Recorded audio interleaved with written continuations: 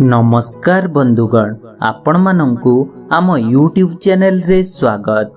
बंधु माने जदि आपण निज जीवन रे किछि नुआ कथा शिखिबा पई चाहुथांती तेबे एबे ही आम चैनल को सब्सक्राइब करि नियंतु ओ पाखरे थिबा बेल आइकन को मध्य क्लिक करि नियंतु।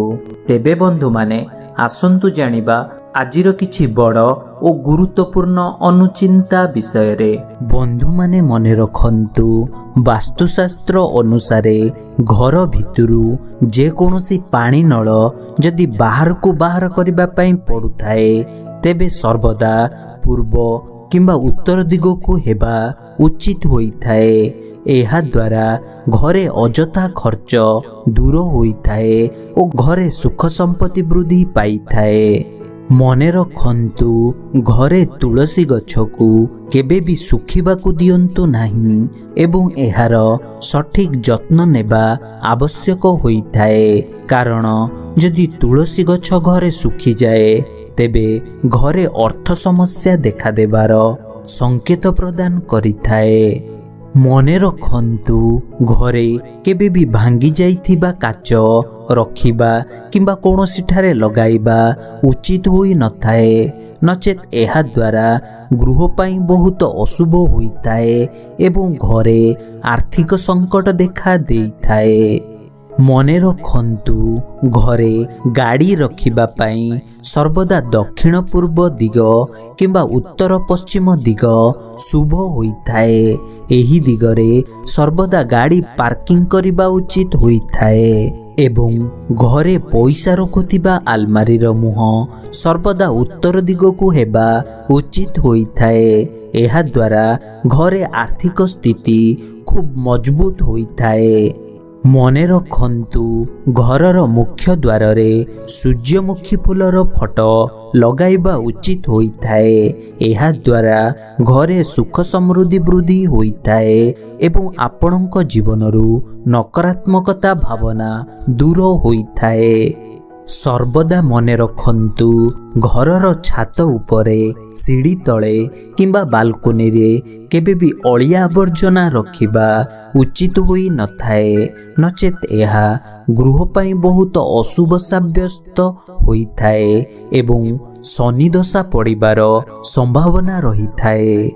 मने रखंतु, वास्तुशास्त्र अनुसारे घर तैयारी करिबा समय रे पुरुणा इटा, काठ किंबा काच आदि व्यवहार करिबा उचित होई नथाए, नचेत एहा गृह पाई अशुभ एवं अमंगलकारी साब्यस्त होइथाए। मने रखंतु, जदि घरे कौनसी प्रकार आर्थिक समस्या लगी रहुथाए तेबे घरर उत्तर दिगरे माता लक्ष्मी एवं कुबेरंक फोटो लगाइबा उचित होइथाए। एहा द्वारा घरर समस्त आर्थिक समस्या दूर होइथाए। मने रखंतु, घरर पूर्व किंबा दक्षिण पट कांथरे प्रकृतिर सुंदर चित्र लगाइबा उचित होइथाए एवं घरर उत्तर किंबा पूर्व दिगरे हसुथिबा पिलांक फोटो लगाइबा मध्य उचित होइथाए। एहा गृह पाई शुभ ओ सकारात्मक शक्ति वृद्धि हेबा सह धन संपत्ति वृद्धि पाई अनुकूल साब्यस्त होइथाए।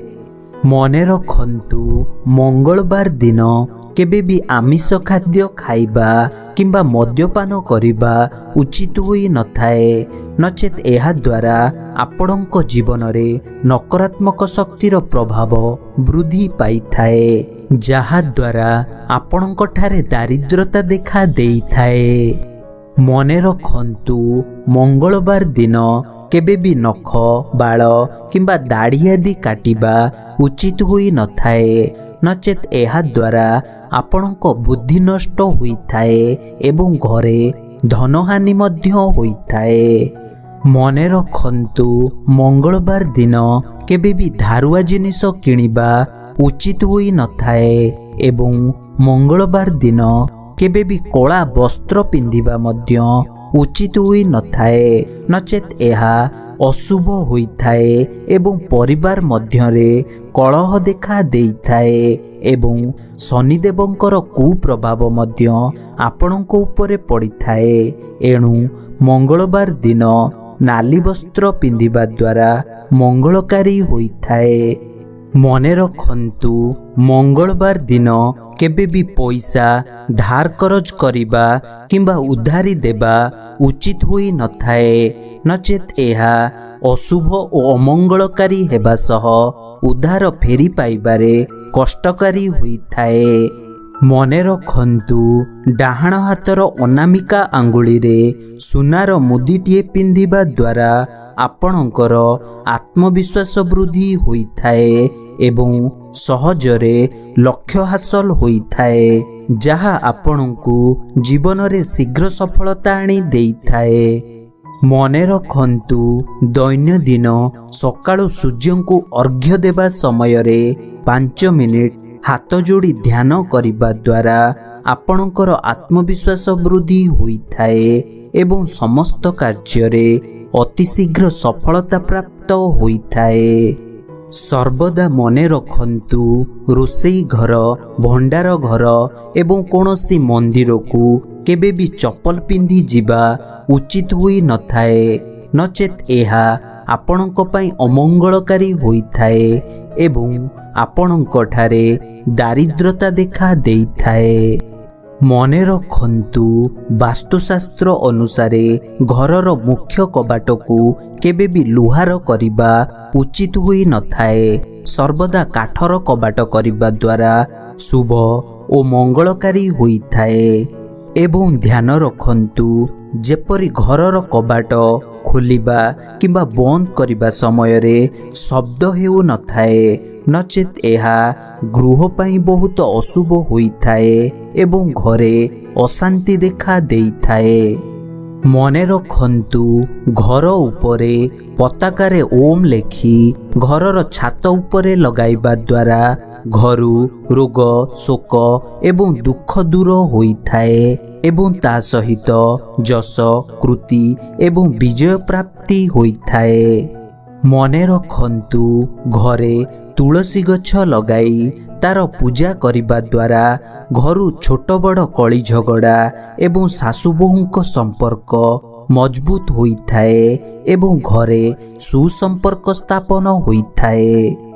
ମନେ ରଖନ୍ତୁ, ଚୁଚୁନ୍ଦ୍ରା ଯଦି ଘରେ ଦେଖିବାକୁ ପାଆନ୍ତି, ତେବେ ଏହା ଗୃହ ପାଇଁ ଶୁଭ ହୋଇଥାଏ ଏବଂ ଚୁଚୁନ୍ଦ୍ରା ଯଦି କୌଣସି ବ୍ୟକ୍ତିଙ୍କର ଚାରିପଟେ ବୁଲିଯାଏ, ତେବେ ନିକଟରେ ସେହି ବ୍ୟକ୍ତି ଅଧିକ ଲାଭବାନ ହେବାର ସଂକେତ ପ୍ରାପ୍ତ ହୋଇଥାଏ। ମନେ ରଖନ୍ତୁ, ଦୀପାବଳି ଦିନ ଯଦି କାହାକୁ ବି ଚୁଚୁନ୍ଦ୍ରା ଦେଖିବାକୁ ମିଳେ, ତେବେ ଏହା ଅତ୍ୟନ୍ତ ଶୁଭ ହୋଇଥାଏ ଏବଂ ଧନ ପ୍ରାପ୍ତି ହେବା ସହିତ ଉନ୍ନତି ହେବାର ସଂକେତ ପ୍ରଦାନ କରିଥାଏ। ମନେ ରଖନ୍ତୁ, ରାସ୍ତାରେ ଯାଉଥିବା ସମୟରେ ଯଦି ସମ୍ଭୋଗରତ କୁକୁର ଦେଖନ୍ତି, ତେବେ ଏହା ବହୁତ ଅଶୁଭ ହୋଇଥାଏ ଏବଂ କାର୍ଯ୍ୟରେ ବିଘ୍ନ ଆସିବା ସହିତ ପରିବାରରେ କଳହ ଦେଖା ଦେବାର ସଂକେତ ପ୍ରାପ୍ତ ହୋଇଥାଏ। ମନେ ରଖନ୍ତୁ, ଯଦି ଆପଣ ଖାଦ୍ୟ ଖାଉଥିବା ସମୟରେ କୁକୁର କାନ୍ଦିବାର ଶବ୍ଦ ଶୁଣିବାକୁ ପାଆନ୍ତି, ତେବେ ଏହା ଆପଣଙ୍କ ପାଇଁ ବହୁତ ଅଶୁଭ ହୋଇଥାଏ ଏବଂ କିଛି ଅଘଟଣ ଘଟିବାର ସଂକେତ ପ୍ରାପ୍ତ ହୋଇଥାଏ। ମନେ ରଖନ୍ତୁ, ଗାଈ କ୍ଷୀର ସ୍ୱାସ୍ଥ୍ୟ ପାଇଁ ବହୁତ ଉପଯୋଗୀ ହୋଇଥାଏ। ଏଣୁ ନିୟମିତ ଗାଈ କ୍ଷୀର ସେବନ କରିବା ଦ୍ୱାରା ଆଣ୍ଠୁଗଣ୍ଠି ରୋଗ ଦୂର ହୋଇଥାଏ। ଏହା ସହିତ ଆପଣଙ୍କ ଶରୀର ସୁସ୍ଥ ରହିଥାଏ।